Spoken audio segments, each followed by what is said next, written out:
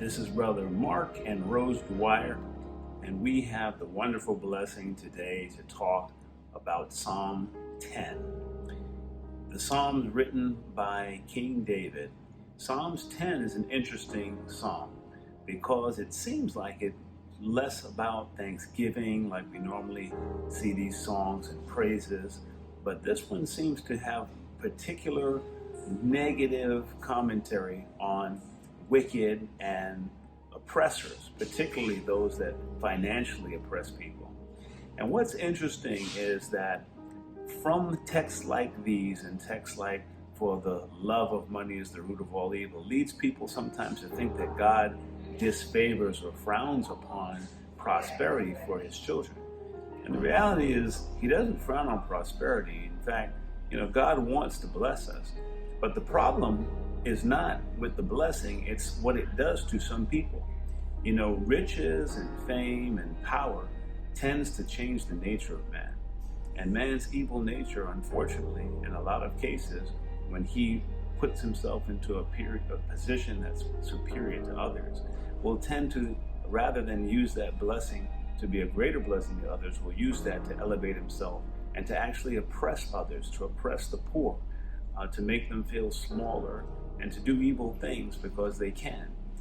And this is who God particularly wants people to know and to be warned against doing.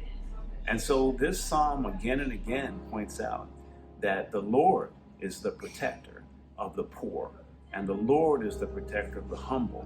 And just like in the Beatitudes where Christ said, it's going to be the meek that inherit the earth. So be very watchful of those that accumulate wealth and power, that you don't misuse it and abuse it, because God is going to be there to make sure that he punishes the oppressors and that he blesses the oppressed. And God hears the desires of the humble. Be blessed.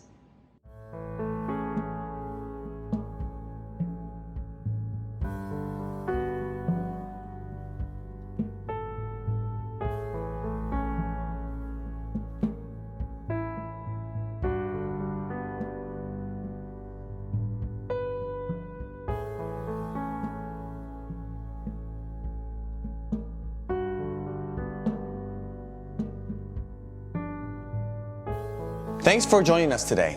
We hope what you heard and what you saw was a blessing to you. For our challenge, I encourage you to think of 5 things that you're grateful for. And I encourage you, if you can, throughout this time to keep a thankful journal, writing each day the 5 things that you're thankful and grateful for. After you've written them down, whether in a journal, on your phone, maybe in a piece of paper somewhere, on a notebook, I encourage you to share those 5 things with someone, whether it be your spouse, your family, your kids, your neighbor, your coworker, on your social media posts, and say, hey, these are the 5 things I'm grateful for today. And after you do that, I want you to pray about those 5 things, and throughout the day, thank God for those 5 things. At the same time, we're also doing a challenge of being complaint-free for the next 30 days.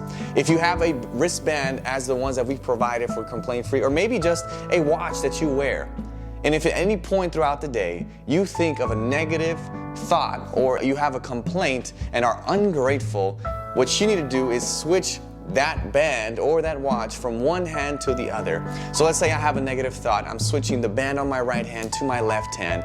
And so now every time I look down and I feel something's missing, I realize that, hey, it's on my other hand because I had a negative thought. Hopefully together, in these 30 days, we can learn to train our minds to not think negatively and to be grateful for all that God has done together.